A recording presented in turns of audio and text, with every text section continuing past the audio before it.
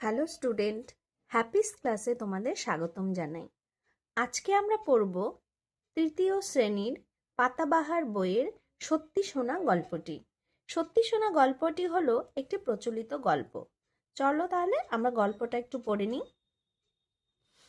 বুড়ো চাষির কঠিন অসুখ হয়েছিল।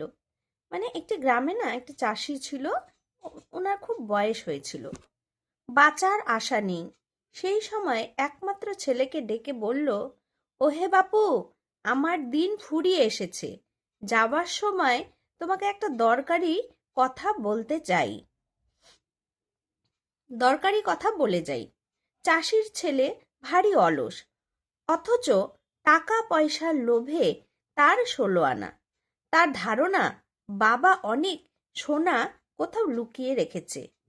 বাপকে বলল, তোমার লুকানো সোনা কোথায় রাখা আছে তা তো বলে গেলে না। ছেলেটি এতই অলস ছিল যে কোনো কাজ করতে চাইতো না। তাই ওর বাবা ওকে কোথায় সোনা লুকানো আছে সেটা কখনোই বলতে চায়নি। ছেলের ওই কথা শুনে হেসে বুড়ো বাপ বলল, সেটা বলবো বলেই তো ডেকেছি তোমায়। শোনো, এই যে আমাদের চাষের জমি দেখছো, এর নিচেই পোতা আছে লুকানো সোনা। আমি চোখ বুঝলে তুমি তা খুঁজে বার করে নিও। ওই কথা কটি বলেই চিরদিনের মতো চোখ বুঝলো সে। সে মানে কে বলো তো এখানে? সে মানে হলো বাবা। ছেলের চোখ দুটো লোভে চকচক করছে।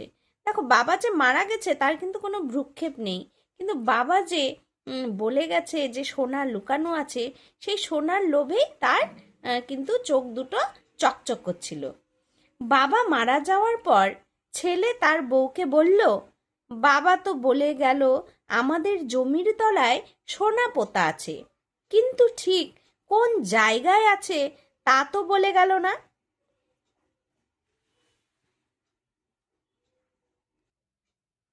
ছেলের বউ খুব বুদ্ধিমতী। সে বলল, তোমার গোটা জমিটা খুঁড়েই দেখতে হবে কোথায় আছে সোনা। ছেলে জমি চাষাবাদ করার কথা ভাবতে পারে না।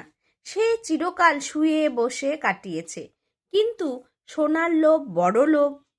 আবার আলসেমির রোগও কম নয়। তাই সকালে উঠে সে কেবল গড়িমসি করে। বউ যখন মনে করিয়ে দেয় সোনা খোঁজার কথা, তখন সে গজগজ করে। দূর কোথাও সোনা পোতা আছে তার ঠিক নেই, কে যাবে খোঁড়াখুড়ি করতে? তার চেয়ে টেনে ঘুম দেওয়াই অনেক ভালো বলে তার মনে হয়েছে। ঠিক আছে? বউ বলে, তুমি মজুর লাগিয়ে জমি খোঁড়াও না।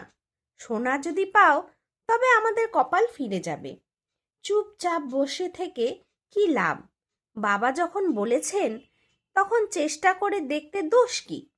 বউয়ের পরামর্শ শুনে ছেলে দুজন মজুর ডাকিয়ে জমি খুঁড়তে লাগিয়ে দেয়। তার বউ আবার এসে বলে, ওদের ওপর ছেড়ে দিয়ে নিশ্চিন্ত হয়ে ঘরে বসে থেকো না যেন। তুমি কোদাল নিয়ে যাও, তা না হলে ওরা যদি সোনার তালটা পেয়ে যায় তবে তা সরিয়ে ফেলতে কতক্ষণ?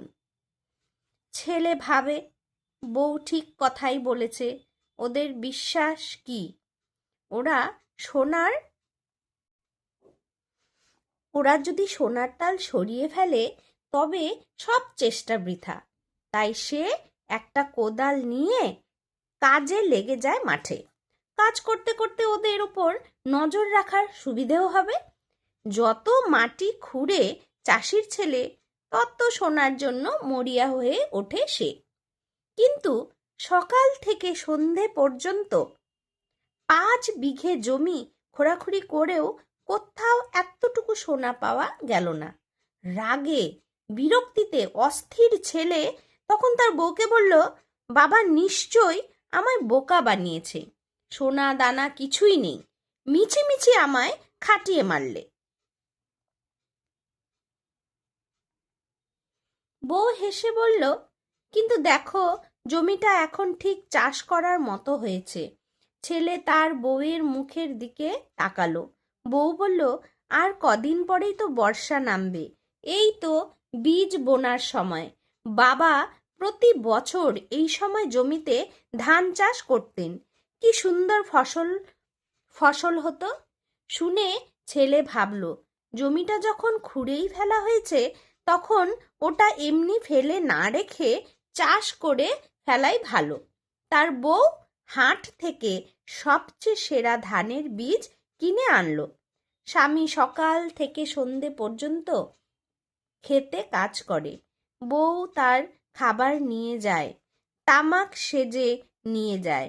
অলস স্বামীকে এভাবে কাজ করতে দেখে গর্বে বুক ভরে যায় তার। দেখো, অলস স্বামীকে কাজ করতে দেখে তার স্ত্রী কিন্তু খুব মজা হচ্ছিল মনে মনে, যে আমার অলস স্বামী কাজ করছে। হ্যাঁ, এই ভেবে কিন্তু তারা দুজন খুব খুশিও হচ্ছিল। আর স্বামীও কিন্তু কখনো না কখনো রিয়েলাইজ করেছে যে না, কাজ করাটা তো ভালো, এত অলসতা কি ভালো। তারপর যথাসময়ে বর্ষা নামলো।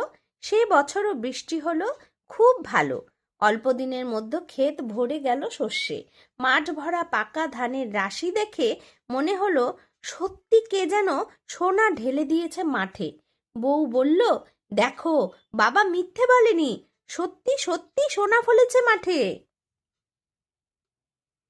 ছেলে অবাক হয়ে তাকিয়ে থাকে মাঠের দিকে।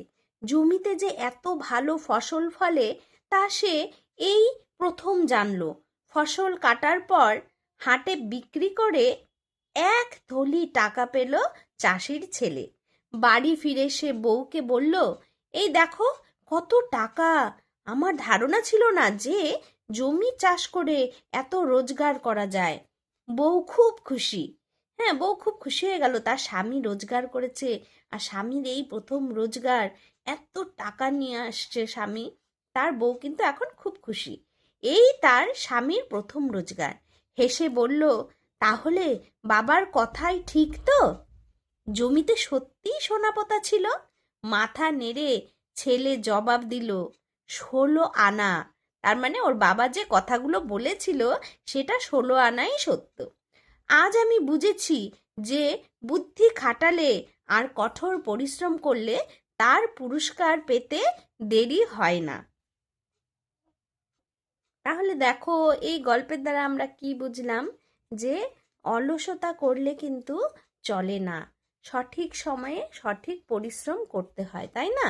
তাহলে দেখো, এই বুড়ো চাষির ছেলে কতটা অলস ছিল, কিন্তু বাবাও বুদ্ধি খাটিয়ে ছেলেকে বলেছিল যে তার চাষের জমিতে সোনা পোতা আছে। সোনা বলতে আসলে সে সত্যি সোনার কথা বলেনি, সে যে ধান পেকে গেলে যে সোনালি রঙের হয় সেই সোনার কথাই বলেছে। যে চাষি বুঝতেই পেরেছিল তার ছেলে খুব লোভী, সোনার কথা শুনলে অবশ্যই সে সেই চাষের জমিতে গিয়ে কিছু করবে বা সোনা খোঁজার চেষ্টা করবে। কিন্তু যখন সোনা খুঁজতে গেল তখন তো তাকে মাটি খুঁড়তেই হয়েছে, আর মাটি খোঁড়া যখন হয়ে গেছে তখন তার বউ বুদ্ধি করে কি করলো, ধানের বীজ ছড়িয়ে দিল। তারপর দেখো, সত্যিই কি সুন্দর সোনার মতো ধানের ফসল হয়েছে, তাই না? তাহলে আমরা এই গল্প থেকে এটাই বুঝলাম যে অলসতা কিন্তু কখনোই ঠিক নয়, সঠিক সময়ে সঠিক পরিশ্রম করতে হবে।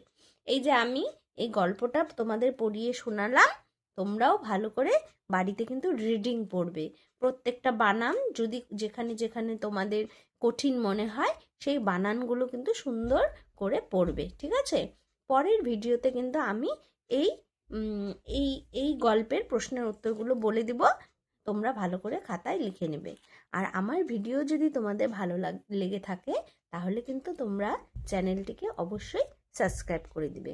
আবার দেখা হবে পরের ভিডিওতে।